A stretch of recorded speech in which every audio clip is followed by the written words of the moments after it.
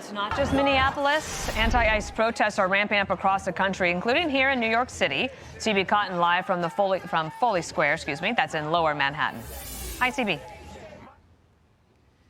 Dana, good morning. Over the weekend, protesters flooded this area in front of New York's ICE field office and the streets of Manhattan, all in protest of immigration enforcement and the Trump administration.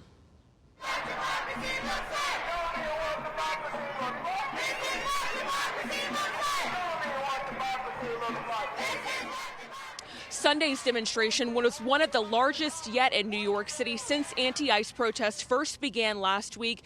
An NYPD source telling me at one point 5,000 people were marching in response to the Minneapolis shooting. Some people carried signs with anti-ICE messages. At least one person was taken into custody. The White House has called the death of Renee Nicole Good an act of self-defense against a domestic terrorist. But protesters in the Big Apple called it a murder, insisting that the ICE agent didn't have to shoot. I mean, I do understand that vehicles can be dangerous, but a vehicle that is just starting to move, you have plenty of time to move away and be safe.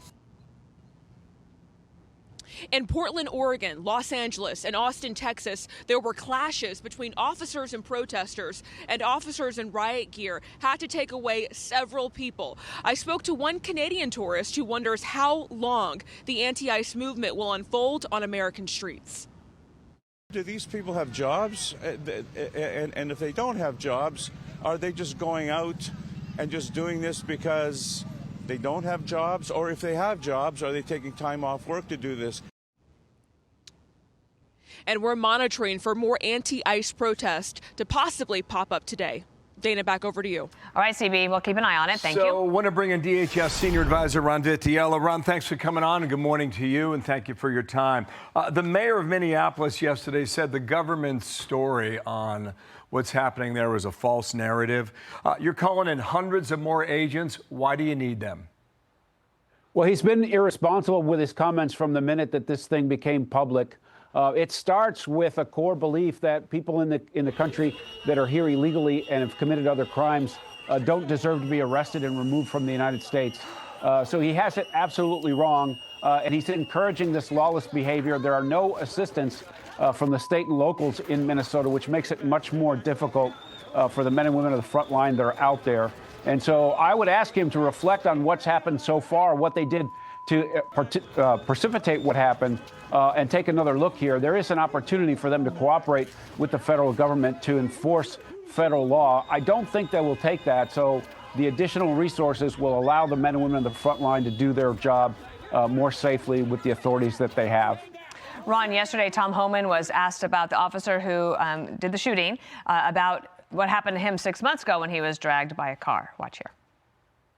Do you think that experience from 6 months ago, which the vice president detailed, may have impacted Officer Ross's judgment? Is that the argument? It may have. I mean, he was under attack once with a vehicle, so certainly. But the environment right now with the threats against ICE officers have been shot at. They've been doxxed. They've been, again, assaults up over 1,300%. Threats alone up 8,000%. Have you all had to, or will you continue in the future to adjust training for these ICE officers to deal with the fact that not only are they to try to get the criminal illegal immigrants out, but they're also dealing with protesters? Like those piercing whistles, for me, my very sensitive ears would be torture. So I imagine that they're just under a lot of pressure from a lot of different angles on things that they might not have had to be trained on before. That's right. They'll upgrade their tactics. They'll learn from the lessons that we have so far. They'll continue to improve, but they'll continue also to deploy and try to accomplish the role that they have, which is to protect all of us. And the state and locals could engage here. They could allow people to protest. Protesting is fine. We all believe wholeheartedly in the First Amendment, and people have a right to protest their government. But getting in the way of officers, blocking traffic for them not allowing them to do their job, or swarming them when they're out making arrests, that's not protests. That's impeding federal officers in the performance of their duties, and that's why the extra support is necessary. There's a huge investigative effort going on to uncover the fraud and those responsible in Minneapolis and Minnesota. And that is going to yield results as well, because they're going to find out these networks of people who are allied to steal from America's safety net. And in the meanwhile, they'll be finding the criminals and arresting them and putting them on a path for removal in the city. I'm sure you're aware that perception has a lot to do with what's happening and how people are reacting. And it's quite emotional. I mean, last week, I think, was something else for America. No matter what side of the story you're on here, in the end, that was a tragedy. Here is a Democratic congressman out of Massachusetts talking about ICE and fear. Watch here. No law enforcement officer should be accosted or harassed or assaulted, and there should be penalties of law for so doing. And no U.S. citizen should be afraid of their own government, and that is what ICE has created. They have stopped being an arm of the law, and they have started being an instrument of fear. Okay, we missed the first part of that, but the end is important, an instrument of fear. Instrument of fear. I know you've heard that. How do you respond to that? Well, I don't believe that's the case. If you're here legally in the United States, or if you're a U.S. citizen and you stay out of the way of lawful law enforcement operations, you won't have a problem. He's proving the point that they don't want anyone in the country that's here illegally to be arrested under any circumstance. We can all feel sorry for what happened to this lady and others, but the work will continue, and it's necessary after the chaos and invasion that we had in the 4 years under Joe Biden.